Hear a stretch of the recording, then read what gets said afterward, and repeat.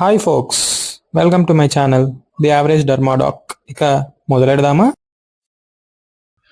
Laser hair removal, one of the most popular cosmetic procedure because of permanent hair reduction. What is meant by permanent hair reduction? Just reduction in number of hair from their pre-existing density. ఉన్న డెన్సిటీలో నుంచి number of hair అనేది తగ్గుతుందే కానీ total hair మొత్తం పోదు, మళ్ళీ hair regrow అవ్వదన్న guarantee కూడా లేదు. దానికి మీనింగ్ ఇది. Permanent hair reduction meaning reduction in number of hair మాత్రమే. సో ఉన్న డెన్సిటీతో పోలిస్తే ఖచ్చితంగా డెన్సిటీ అనేది తగ్గుతుంది after A number of sessions.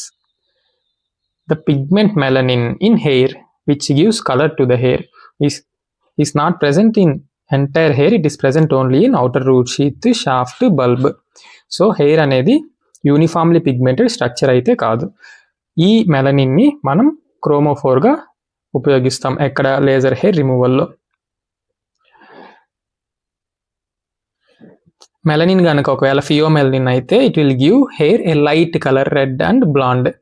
Alexandrite laser వాడతాం లైట్ హెయిర్కి. అదే యూమెలనిన్ కనుకుంటే it will give hair black and brown, that is dark hair. Diode లేజర్ని, ఎండియాగ్ లేజర్ని వాడతాం. ఇలా గుర్తుపెట్టుకోండి, లేజర్ హెయిర్ రిమూవల్కి ఏడి అండ్ ఎన్డి లేజర్స్ని వాడతాం. Alexandrite, diode, ND YAG. ఒకవేళ మెలనిన్నే లేకపోతే హెయిర్ వైట్గాను గ్రేగాను ఉంటుంది. ఇలాంటి హెయిర్ మీద ఎలాంటి లేజర్ కూడా పని చెయ్యదు. కామన్ సెన్స్, ఎందుకంటే మన క్రోమోఫోర్ మెలనిన్నే లేదు కాబట్టి. Laser targets dark hair well and hair in early anagen phase. ఎందుకు? మెలనిన్ ఎక్కువ ఉంటుంది కాబట్టి వీటిలో. Coming to indications: hypertrichosis, hirsutism, hidradenitis suppurativa, triple H, pilonidal sinus, pseudofolliculitis. Contraindications వచ్చేసి స్పెసిఫిక్ టు లేజర్ హెయిర్ రిమూవల్కి waxing, tanning, tweezing and electrolysis. ఇవి కనుక ఉంటే 1 month వెయిట్ చేశాకే లేజర్ హెయిర్ రిమూవల్కి ప్రొసీడ్ అవ్వాలి. బ్లీచింగ్, డెపిలేటరీ క్రీమ్స్ వాడుంటే 15 days. Deep chemical peels కానీ డర్మాబ్రేషన్స్ కానీ చేయించుకుని ఉంటే ఆల్రెడీ ఇన్ఫ్లమేషన్ ఉండి తగ్గాకే మనం లేజర్ హెయిర్కి ప్రొసీడ్ అవ్వాలి. Pre procedure workup: assess type of hair, hair colour, coarseness, density and type of skin. Pre procedure workup అన్ని లేజర్స్కి సేమే. స్పెసిఫిక్గా దీంట్లో మనం ఫస్ట్ హెయిర్ షేవ్ చేసుకొని, జ్యువెలరీ ఏమైనా ఉంటే రిమూవ్ చేసుకొని, టాపికల్ ఎంలా అవసరమైతే అప్లై చేసుకుంటాం. Eutectic mixture of local anaesthesia. Cleanse the skin with non alcohol wipe.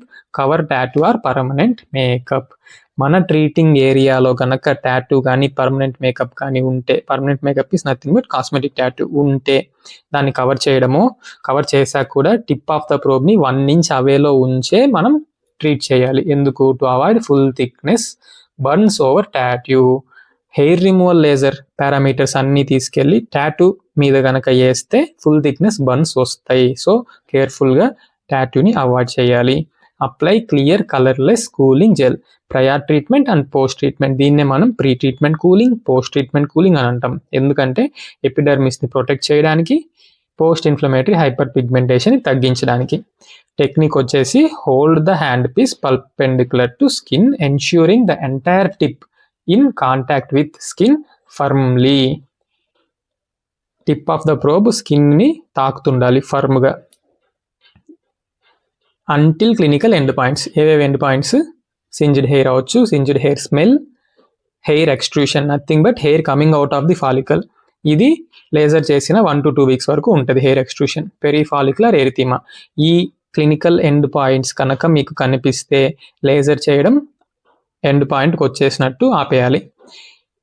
Correct laser parameters పెట్టడం చాలా ఇంపార్టెంట్.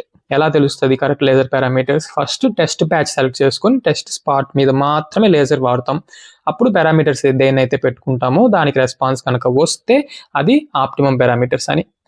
రాకపోతే పెంచుతాం, ఫ్లూయెన్స్ పెంచుకుంటూ ఆప్టిమమ్ పారామీటర్ తెలుసుకుంటాం. అలా చేశాకే ఎంటైర్ ఏరియాని యాక్చువల్గా ట్రీట్ చేయాలి. లైట్ హెయిర్ అయితే ఫ్లూయెన్సీ హై పెట్టుకుంటాం, డార్క్ హెయిర్ అయితే ఫ్లూయెన్సీ లో పెట్టుకుంటాం. ఇది ఒక్కటి గుర్తుపెట్టుకుంటే మిగిలిన పారామీటర్స్ అన్ని ఎగ్జాక్ట్ ఆపోజిట్ రాసేయడమే. Fluency high for light hair, మిగిలినవన్నీ short pulse with small wavelength, less spot size. Same low fluency dark hair అయితే pulse with long wavelength, big spot size, more. Principle తెలిసిందే, selective photothermolysis of chromophore melanin. కానీ problem ఏంటంటే melanin hair మొత్తం యూనిఫామ్గా distribute అయ్యలేదు. So మెలనిన్ని select చేసుకొని target చేసిన heat మొత్తాన్ని hair ఫుల్గా డిస్ట్రిబ్యూట్ చేయాలి, అంటే డిఫ్యూజ్ చేయాలి హెయిర్ని, హీట్ డిఫ్యూషన్ చేయాలి. అలా చేయగలిగితే హెయిర్ మొత్తాన్ని మనం డిస్ట్రాయ్ చేయొచ్చు. దీని పేరే థర్మల్ డ్యామేజ్ టైం. ఈ కాన్సెప్ట్ ఏంటంటే మనము థర్మల్ రిలాక్సేషన్ టైం కంటే పల్స్ విడ్త్ని ఎక్కువ పెడితే మెలనిన్నే కాకుండా మెలనిన్ నుంచి హీట్ మొత్తం హెయిర్కి డిఫ్యూజ్ అయ్యి హెయిర్ మొత్తం డిస్ట్రాయ్ అవుతుంది. దాన్నే మనం థర్మల్ డ్యామేజ్ టైం అని. దీంట్లో మెయిన్ కాన్సెప్ట్ ఏంది, పల్స్ విడ్త్ని thermal relaxation time of melanin in hair కంటే ఎక్కువగా పెట్టుకుంటాం. అలా చేస్తే ఏం జరుగుతుంది, హీట్ డిఫ్యూజ్ అయ్యి ఎక్కడికి, మన యాక్చువల్ టార్గెట్ అయిన hair, non pigmented stem cells in bulge. పేరులోనే ఉంది నాన్ పిగ్మెంటెడ్, అంటే మెలనిన్ లేదు.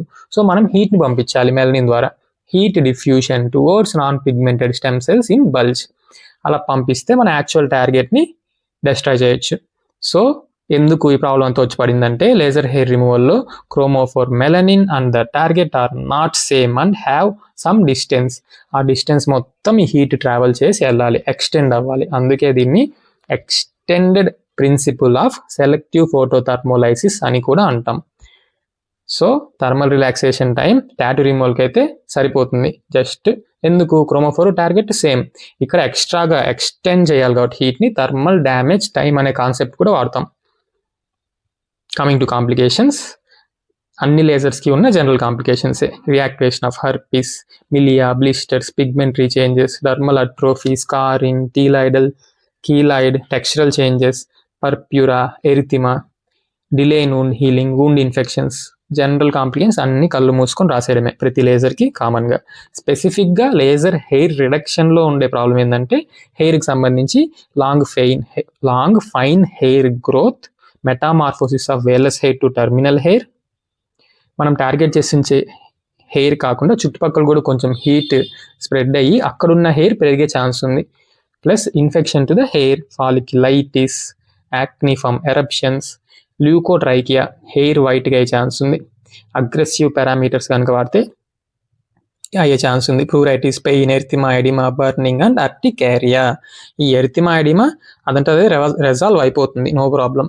అవ్వకపోతే ice packs, 1% hydrocortisone 2 to 3 times per day పెట్టుకుంటాం అంటిల్ ఇట్ రెజాల్వ్స్. ఎంతసేపట్లో రెజాల్వ్ అవుతుంది, 4 to 5 days. ఒకవేళ ఎక్కువ రోజులు కనుక ఎరిథిమా, ఎడిమా ఉంటే it clearly indicates increase risk of PIH, post inflammatory hyperpigmentation. Obviously sun protection ఎలాంటి లైట్ ట్రీట్మెంట్ పెట్టినా అడ్వైస్ చేయాల్సిందే. ఎందుకు, to reduce the risk of PIH. అన్ని సెషన్స్ అయ్యే వరకు సన్కి మనం ప్రొటెక్షన్ చేసుకోవాల్సిందే. సింజ్డ్ హెయిర్ని వెట్ క్లాత్తో వైప్ చేసేయడం. నెక్స్ట్, పెయిన్ పర్సిస్టెంట్గా ఉంటే PCT ఒక 3 days పెట్టుకుంటాం. ఛానల్ పేరు గుర్తుందిగా. Don't forget to like, share, subscribe. Thank you. హస్తల విస్తా, దస్విదానియా.